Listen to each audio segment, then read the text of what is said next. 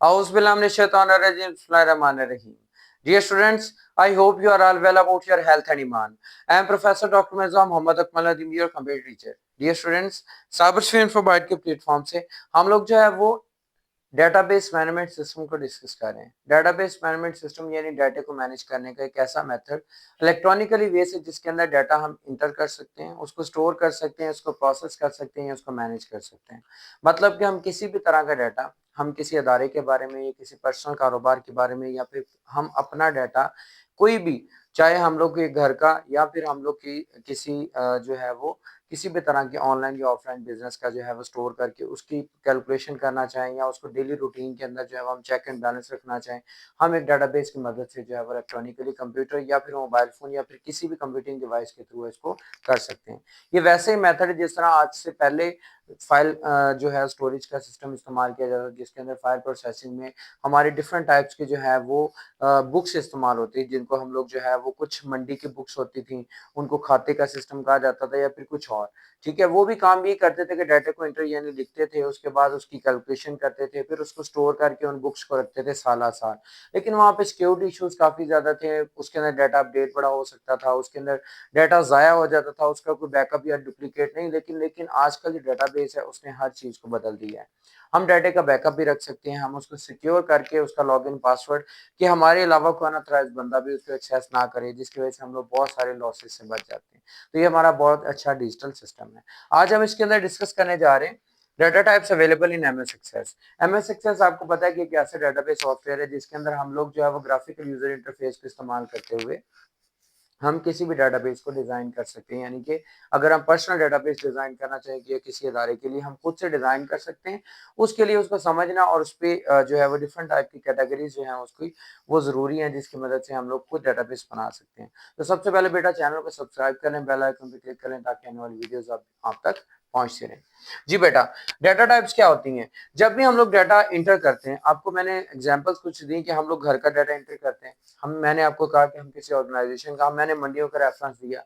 इसी तरह बेटा डाटा जो होता है वो एक किस्म का नहीं होता, वो डाटा हमारा डिफरेंट फॉर्मेट्स के अंदर होता है। डाटा टाइप क्या होती है कि किस किस्म का डाटा हम एंटर करना चाह रहे हैं। लाइक आप अपना नेम लिखते हो, उसके अंदर आप इंग्लिश के अल्फाबेट्स इस्तेमाल करते हो। इसी तरह जब कैलकुलेशन की जाती है तो उसके अंदर न्यूमेरिक डाटा यानी नंबर के फॉर्म में 1 2 3 जो है उसको कैलकुलेट किया जाता है। इसी तरह अगर हम करेंसी की बात करें तो करेंसी के अंदर जो है वो डिफरेंट जो कंट्रीज हैं उनके अंदर डिफरेंट टाइप की करेंसीज, लाइक पाकिस्तान के अंदर रुपीज इस्तेमाल होते हैं, इसी तरह इंडियन में भी रुपीज हैं, इसी तरह जो है वो जो डॉलर है इंटरनेशनल करेंसी के तौर पे, चाइनीज करेंसी अलग है, हर एक करेंसी अलग है और उसकी कैलकुलेशन भी अलग है। तो इन चीजों को अगर हम डाटाबेस के अंदर प्रेफर करेंगे तो क्या होगा, हम प्रॉपरली जो डाटा एंटर करना चाहते हैं जिस फील्ड के अंदर, जिस एट्रीब्यूट के अंदर, वैसा ही डाटा एंटर हो सकेगा। तो इनको समझना और प्रॉपरली उस एट्रीब्यूट के ऊपर अप्लाई करना बहुत ज्यादा जरूरी है। सबसे पहले मैं आपको ये बता दूं कि इसकी बाकायदा प्रैक्टिकल डेमोन्स्ट्रेशन जो है वो बहुत सारी वीडियोस के अंदर मौजूद है डाटाबेस की, उनको भी आप देख के प्रैक्टिकली भी देख सकते हैं थारोली। क्योंकि इस चैप्टर में इंटर क्लासेस के लिए खास तौर पे लॉन्ग क्वेश्चन के तौर पे ये काफी दफा आ चुका है, इस वजह से इसको मैंने थारोली जो है वो आपको बता रहा हूँ कि थ्योरी के तौर पे आपने कैसे लिखना है, क्या चीजें इसके अंदर होंगी। तो बेटा सबसे पहले इसके अंदर टेक्स्ट डाटा टाइप होते हैं। टेक्स्ट क्या होता है? सिंपल, हमारे पास this is data type is used to store the alphabetics. Alphabets क्या होते हैं? ए टू जी हमारे अल्फाबेट्स हो सकते हैं। ठीक है, हम इसको लिख सकते हैं कि हमारे ए टू जी अल्फाबेट स्टोर हो सकते हैं। उसके बाद नंबर्स हमारे 0 से 9, या फिर इसका स्टोर मतलब बना के हम लोग जो है वो 100,000 10,000 बनता तो 0 से 9 तक के। और स्पेशल कैरेक्टर्स कैसे? जैसे कि एट द रेट हो गया, उसके बाद जो है वो हमारा इन्वर्टेड कॉमास हो गए, उसके बाद हमारे पास जो है वो सेमी कॉलन्स हो गया, एक्सक्लेमेशन मार्क हो गए, दी स्पेशल कैरेक्टर्स, ये सारे के सारे हमारे स्टोर हो सकते हैं टेक्स्ट डाटा टाइप के। आपने फील्ड की वो डाटा टाइप, अब देखिए हमने नाम वाली जो है वो नेम के नाम से एक एट्रीब्यूट बना लिया, फील्ड बना ली, लेकिन उसकी डाटा टाइप हमने नंबर लिख ली। जब हम उसके अंदर डाटा लिखेंगे तो हमारा नंबर वो कहेगा नंबर एंटर करो, वरना वो एरर दे देगा। ठीक है, तो इस वजह से आपको टेक्स्ट वहां पे डाटा टाइप लिखनी पड़ेगी, जिसकी वजह रखनी पड़ेगी, जिसकी वजह से ठीक डाटा एंटर होगा। और इसके बाद इसकी बेटा कुछ रेंजेस भी होती हैं। रेंजेस मतलब कि मैक्सिमम कितने कैरेक्टर्स हम एंटर कर सकते हैं। तो इसके अंदर हमारे पास 255 कैरेक्टर्स की जो है वो कैपेसिटी होती है, जो टेक्स्ट डाटा टाइप है उसके अंदर कि हम 255 कैरेक्टर्स की स्पेस लिख सकते हैं। इसके अंदर आपने लाजमी तौर पे बेटा स्पेस ऐड करनी होती है। जब आप इस टेबल को जो है वो डिजाइन व्यू के अंदर ओपन करेंगे, नीचे आपको नजर आएगा 255 कैरेक्टर्स की स्पेस, और ये इतनी ही लेगा जब आप टेक्स्ट डाटा टाइप डिसाइड कर लेंगे। तो इसके अंदर मेमोरी आपकी इतनी चली जाएगी। आपने लाजमी तौर पे ये करना है कि जब आपने ये फील्ड डिसाइड करनी है तो आपने ख्याल रखना है कि इस टेक्स्ट के अंदर आप कितना डाटा एंटर करना चाह रहे हो। लाइक आप वो नेम वाली फील्ड उसके अंदर मैक्सिमम आपके 25 से 30 कैरेक्टर्स आ सकते हैं, तो आप वहां पे 50 की फील्ड रख लें। ये ना हो कि 255 हो तो बाकी आपके जितना 50 MB या 50 का जो है वो 50 सेल्स मेमोरी के यूज हो जाए, बाकी सारा वेस्टेज हो जाएगा। इसलिए फिक्स करना लाजमी, वरना वो 255 कैरेक्टर्स होता है। ऑलरेडी वैसे 50 कैरेक्टर्स की स्पेस ही वो लेता है, लेकिन 255 तक उसकी रेंज आ सकती है। उसके बाद बेटा हमारी memo. Memo mean that is a long text, जिस तरह हमने पढ़ा हुआ है पहले भी। This type data type is used to store the lengthy text. Lengthy text का मतलब कि लंबे सेंटेंसेस के फॉर्म में, जिस तरह हम लोग कोई डिस्क्रिप्शन लिखते हैं, कोई कमेंट्स लिखते हैं, उसके लिए जो है वो हमारा मेमो डाटा टाइप यूज होता है। It is normally use to store the comments और डिस्क्रिप्शन हो गया, या फिर हम लोग जो है वो कोई पैराग्राफ लिखना चाह रहे हैं किसी चीज के बारे में, तो सिंपल टेक्स्ट के अंदर 255 तक रेंज होगी, लेकिन इसकी रेंज जो है वो हमारी memo field that hold up to 64,000 characters. अब देखिए 64,000 काफी लेंथी, 10-15 लाइनें हम इसके अंदर लिख सकते हैं। तो अमूमन रिमार्क्स के लिए या कमेंट्स के लिए, डिस्क्रिप्शन के लिए हम इसको इस्तेमाल करते हैं। उसके बाद बेटा हमारे पास नंबर डाटा टाइप। अब ये बहुत ज्यादा इंपॉर्टेंट है, क्योंकि नंबर हमारे कैलकुलेशन में इस्तेमाल होते हैं। कैलकुलेशन में डिफरेंट टाइप्स की होती है, और ये नंबर्स की जब कैलकुलेशन की जाती है तो वो बहुत दूर तक चले जाते हैं, मतलब उनकी लेंथ भी बहुत ज्यादा होती है। So number data type that is used to store the numeric data. ये न्यूमेरिक डाटा जो हमारा 0 से 9 तक नंबर्स की फॉर्म में होता है, उसको स्टोर करता है। And the field with this type can be used for the mathematical calculation. जितनी भी मैथ की कैलकुलेशन है, प्लस माइनस मल्टीप्लाई डिवाइड करना, या फिर हम लोगों ने कोई डिसीजन लेना है, या फिर कोई भी मतलब एवरेज परसेंटेज कुछ भी कैलकुलेट करना है, हर कारोबार के अंदर होता है, चाहे हमारा डेबिट क्रेडिट क्यों ना करना हो हमने, वो सारे के सारा हमारा नंबर डाटा टाइप के अंदर यूज होगा। And different numeric data types हमारे पास यूज होती है। इसकी भी नेक्स्ट कैटेगरीज हैं, वो हमारी डिजाइन व्यू के अंदर हमें नजर आएंगी। सबसे पहले बाइट। आपको पता है कि बिट सबसे छोटा यूनिट होता है डाटा का, और बाइट 8 बिट से मिलकर जो है वो बाइट बनता है। अगर हम बाइट डिसाइड करेंगे तो वो 0 से 255 कैरेक्टर तक लेगा स्पेस, जिस तरह मैंने ऑलरेडी यहाँ पे जिक्र किया कि 255 कैरेक्टर की लेंथ होती है। अगर आप इससे लेंथी आपको लगता है कि आंसर आपका आ सकता है, तो आप इंटीजर उसमें डिसाइड कर लें। न्यूमेरिक तो करना है, लेकिन इंटीजर करना है। इंटीजर में क्या होगा, माइनस यानी नेगेटिव और पॉजिटिव वैल्यू, -32,768 से लेके प्लस 32,767 तक इसकी रेंज होगी। सेम इसी तरह अगर इससे भी लेंथी टेक्स्ट है, यानी नेगेटिव वैल्यू बहुत कम आ सकती है, पॉजिटिव, तो फिर आप लॉन्ग इंटीजर यूज करें, जिसकी रेंज -2147483648, यानी ये लाखों में है। 2147483647, यानी ये माइनस और प्लस ये दोनों में है, और ये बहुत ज्यादा लेंथी हो सकती है। उसके बाद बेटा हमारे पास सिंगल और डबल, ये भी हमारे इंटीजर की टाइप्स ही हैं। इसके अंदर भी हमारी range -3.14 cross 10 to raise power 38 to 3.14 cross 10 to raise power 38, यानी इसकी रेंज इससे भी बहुत ज्यादा, ठीक है, ट्रिलियंस के अंदर हो सकती है। इसी तरह डबल जो है ये ट्रिलियन से भी आगे हो सकता है, -1797 cross 10 to raise power 308 to 1797 cross 10 to raise power 308 तक होगी। ठीक है बेटा। उसके बाद हमारे पास डेट एंड टाइम। आपको पता है कि डाटा हमारा जब एंटर किया जाता है डेटाबेस के अंदर, तो वहां पे डेट एंड टाइम भी लिखा जाता है। तो हर डेट को भी लिखने का और टाइम को भी लिखने का फॉर्मेट होता है। जैसे आप किसी को डेट बताते हो, आज ये डेट है, मतलब दिन उस वक्त जो उसकी डेट, ये मंथ है और ये ईयर है। इसी तरह कभी आप किसी को बता रहे होते हैं कि ये जी आज 5/2/11 है, इसी तरह आप बता रहे होते हैं उनको जो है वो आज 5 मई 2011 है, मतलब के डिफरेंट फॉर्मेट्स। इसी तरह टाइम बताते हुए आप कह रहे हैं कि सुबह के 10 बज चुके हैं, शाम के 10 बज चुके हैं, मतलब रात के। AM और PM फॉर्मेट भी यूज करते हैं। कभी आप मिनट्स भी बता रहे होते हैं, कभी 7 सेकंड भी बता रहे होते हैं।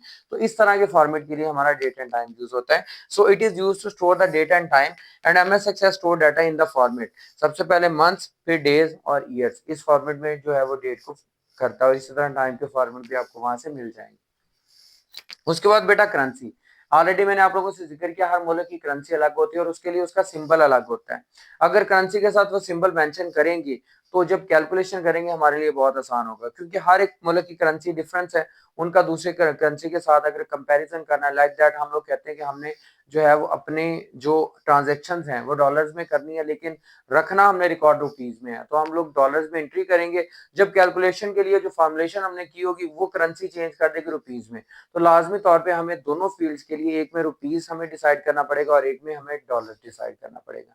सेम इसी तरह दूसरी कंट्रीज के साथ भी हो सकता है, क्योंकि डेटाबेस ऑनलाइन ऑफलाइन यूज होती है, ये इंटरनेशनल भी यूज होती है और नेशनल भी यूज होती है। So that is use to store the numbers representing the currency, यानी करेंसी को जो जाहिर करते हैं उनके लिए यूज होता है, और dollar sign that is use with the currency, और ये करेंसी के साथ ऑटोमेटिकली आपका डॉलर साइन यूज होता है, क्योंकि इंटरनेशनल करेंसी है, अगर आप नहीं यूज करोगे तो डॉलर आ जाएगा, और अगर आप किसी खास कंट्री को जाहिर करोगे तो वो जो कंट्री को रिप्रेजेंट करता होगा वो सिंबल उसके साथ आ जाएगा, लाइक पाकिस्तान के साथ रुपीज आ जाएगा, यौन जो चलते हैं उसके साथ चाइना के अंदर वहाँ यौन का साइन आ जाएगा, इसी तरह यूएस जो डॉलर्स हैं उनके साथ यूरो जो है, यूरो के साथ यूरो का साइन आ जाएगा। ठीक है, उसके बाद बेटा auto number, auto and number, number तो है नंबर, लेकिन हमें इंटर करने पड़ते हैं। ऑटो नंबर ऑटोमेटिकली, जैसे होता है ना कि हम लोग एक चीज को जो है वो अगर इंटर करें और नेक्स्ट वो खुद से आ जाए, जिस तरह हम रो में गुजर रहे हैं तो 1 गुजरा, 2 आ गया, फिर 3, फिर 4, सेम इसी तरह ऑटो नंबर्स होते हैं। That is used to generate the next number automatically when a new record is added, कि हम एक रिकॉर्ड इंटर करके नेक्स्ट का बटन या टैब का बटन प्रेस करें नीचे है दूसरे रिकॉर्ड के लिए, तो ऑटोमेटिकली 1 से वो 2 हो जाए, खुद ब खुद जो है वो जैसे घड़ी चलती है उसकी नेक्स्ट जो है वो नंबर जो है उसके अंदर आ जाए।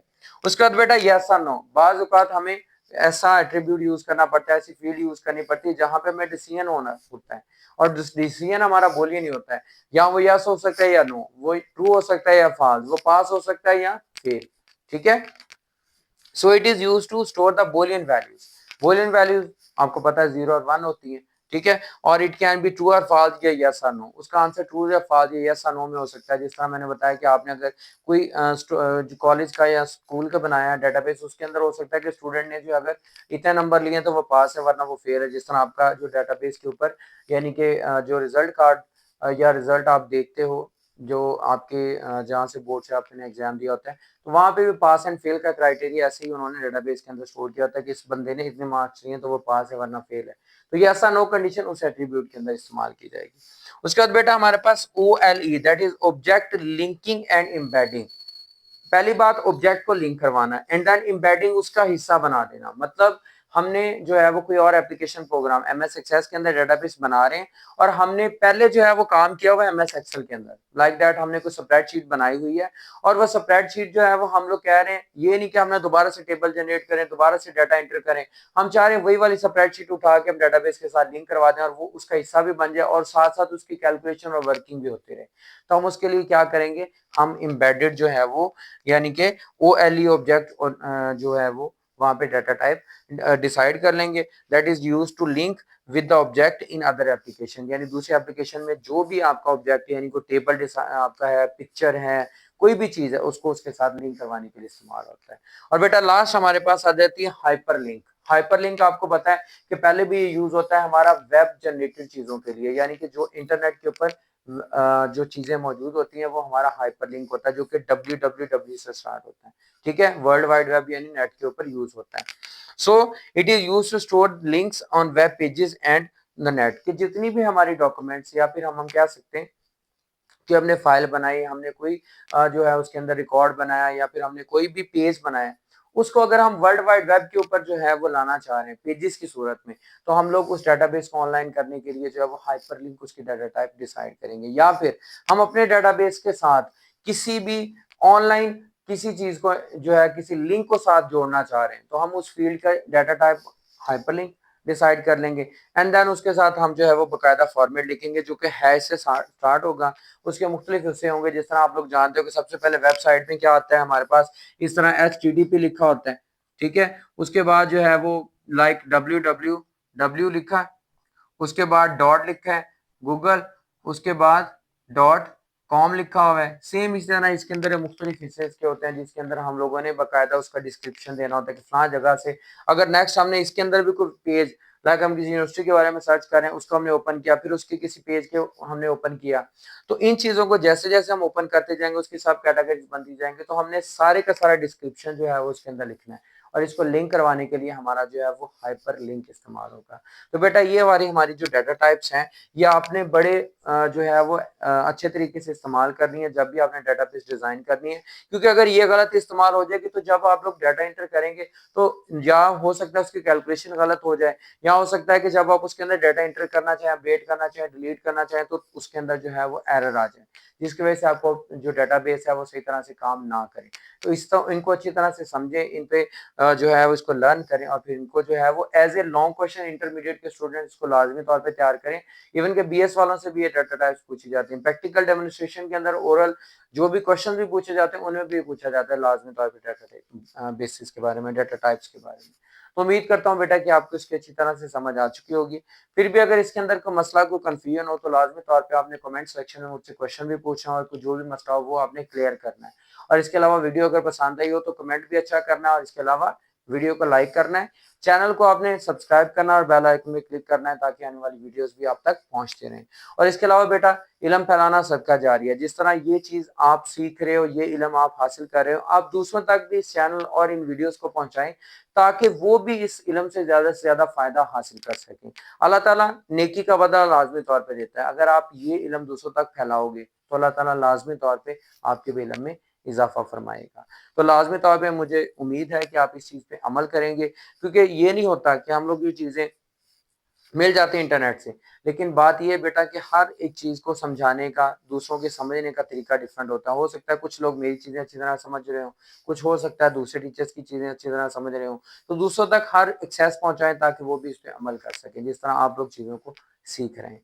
तो इंशाल्लाह मिलते हैं नेक्स्ट वीडियो के अंदर। अपना बहुत ज़्यादा ख्याल रखिएगा, दुआ में याद रखिएगा। जज़ाकल्लाह।